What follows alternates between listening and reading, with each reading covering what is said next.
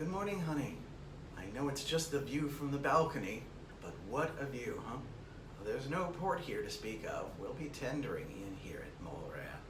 And I'll be honest, I don't know what to expect from here. I don't know what I'm likely to find here. Because, as you know, I'm not really a big one on the islands. I'm a city person myself. Each city has its different flavor and taste and stuff like that. And wandering in an empty island such as this, I don't know what to make of. This is sort of just a stop along the way, not one that I'd asked for or planned on or know what to do with. But obviously you can see behind me, and it's beautiful. All the works that man can do, all the cities that he can build, and all the color he can fill it with has nothing when compared to mountains such as this. And I sometimes wonder if there's something wrong with my tastes, that I can't appreciate this as I probably want to. Now, I thought we were going to be dropping anchor at Cook's Bay to the east of here. This is Oahu Bay, and behind me you can see Ta'ahiananu Beach, which you really don't want to know how many times I had to go back and check the pronunciation on that. And I'm pretty sure I still botched it. One of the problems with focusing on one location or another on this trip is that some of the ones you've given short shrift to, you realize just how little you paid attention in class, and you're not quite prepared for this one. One other thing I'm not particularly prepared for is the fact that it is sweltering hot, even though it is only about 8:30 in the morning, which really, it should come as no surprise. We're south of the equator, so it's summer, and we're still very near the equator, so it's going to be hot no matter when we go. I should have been able to wrap my head around this, but haven't quite yet. I'd better get used to it because we're going to be living in this for the next couple of days at least. And even once we leave French Polynesia, we'll still be in the Southern Hemisphere, we'll still be in the South Pacific, we'll still be in summer. Even though New Zealand is comparable to us latitude-wise, summer at home can get pretty intense too, so. But this is particularly jarring, even though, again, it's one of those things that intellectually I know where we are, I know what I should be expecting, and yet here I am going, whew, I could stand some air conditioning already. Well, let's get in there and prepare to get off the ship and see what this place is like regardless. I don't know how this worked, but I got onto ship number 15 and I'm the last one aboard. So I get the jump seat. I guess in the unlikely event of an emergency I might be called upon. Well, just barely got ahead of when I would have ordinarily gotten out, but I'm on my way. So let's take a glimpse at what's going on out there. Now, the cool thing about being in the jump seat like I am is the fact that you get to see everything as it goes by. It's not like you have to worry about sticking your camera in front of somebody else's face. You just point and shoot, and you get the entire door to look out. Even if it includes just seeing the other shuttle boat. You get a really good view of Oahu Bay. And the mountains are covered with greenery from bottom to top. You would think that just from looking at them, they were simply covered in grass. But no, these are trees that are out there that are giving it that green look to them. It's almost overwhelming. Meanwhile, we're having no problem seeing the ship from here. There was a while back when they claimed that they were having trouble seeing one of the shuttles. But considering that we're pulling into port shortly and we're well within eyeshot of the ship, it seems very strange for them to have said something like that. Made things a little disconcerting when I heard it.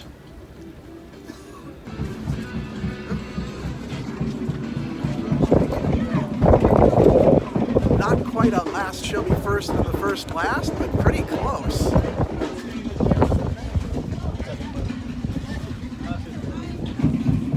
Papetoai.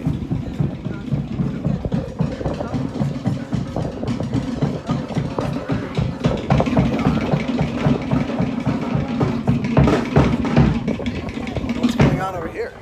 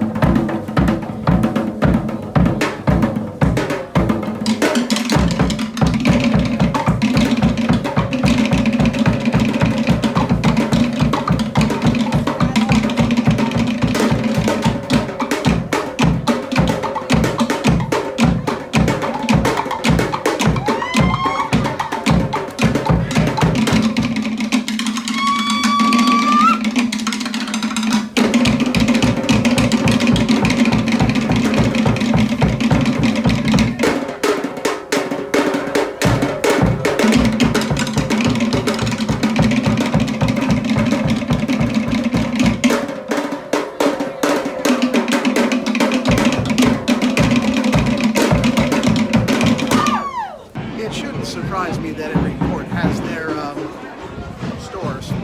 Yes, every port has a store. Not quite the same as every port in a store, but it's how these places make their living after all. I'm sure it seems counterintuitive for me to put my hat on when it's in the 90s, but honestly, when the sun is out, you can really feel it coming down on you. And so, best thing to do is to cover up. Yes, I've got sunscreen on, just like the commencement speech said to, but at the same time, it's still quite intense. A little more protection does not hurt. I'm walking down what I assume to be the main street of Papetoai, the port city, as it were, of Mmore. It's just very much a residential type of look to it. I'm thinking this is a school with a park here for the kids to play in at recess. I mean, some things just don't change from one place to another. As far as their purpose, as far as their appearance, yes, vastly different. One really does run out of places to go to at this point. It's just scenery from here on out. Once you get to the main highway that wraps around the entire island, or at least the northern part of it, there's no question that it's beautiful. Even what might constitute an empty field for them is still an impressive look to us. The mountain full of vegetation of one sort or another. And of course, once again, gotta show you all the lovely flowers that they've got here. You just wouldn't see this kind of thing at home, so. Okay, well, maybe the bottle, not so much. We've had guides that would point out what everything is. I'd promptly forget it, so there's no point in me telling you about it, but still, it's interesting to walk by and go, wow, there's so much of it. You get so used to it. One thing I will identify here, and we've seen them before, are these date palms right up here.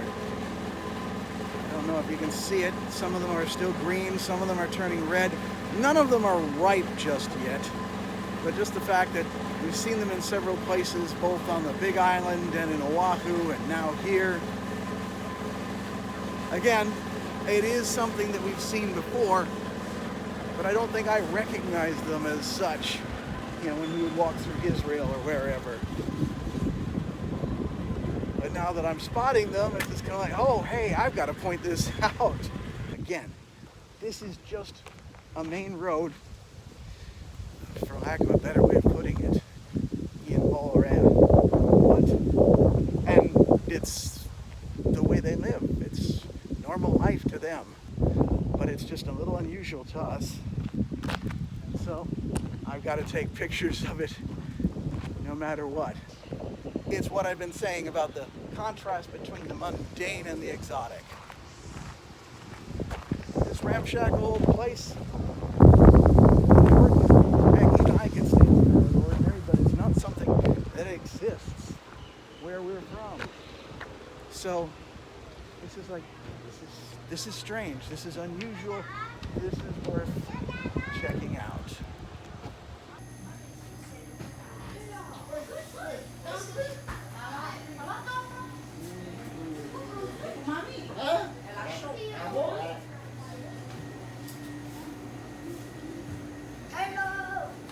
Hello.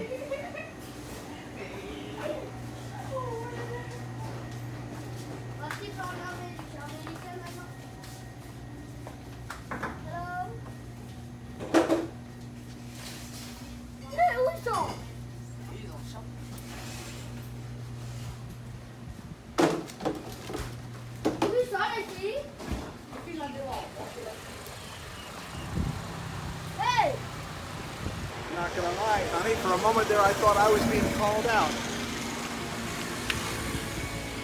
Turned out the one boy was calling to his sisters. Some things are the same worldwide, even if they're in a different language. Anyway, I'm gonna make my way back to the port, as there's not much else to do on foot. Gonna hang out there for a while because there's not much else to do or see around here at the moment. And my excursion takes off in about an hour or so. Better to do so in a place that's relatively cool and slightly busy even.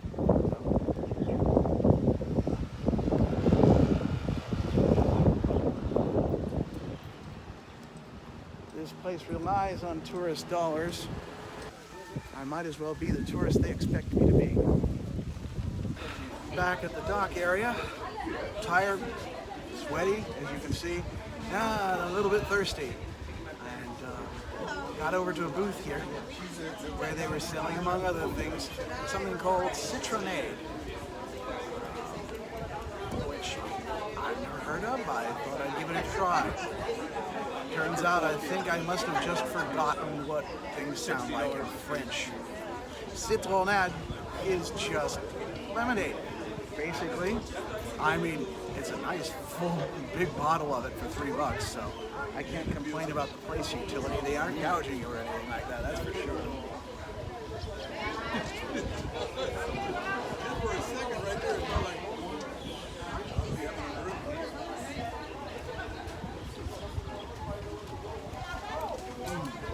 However, it is interestingly,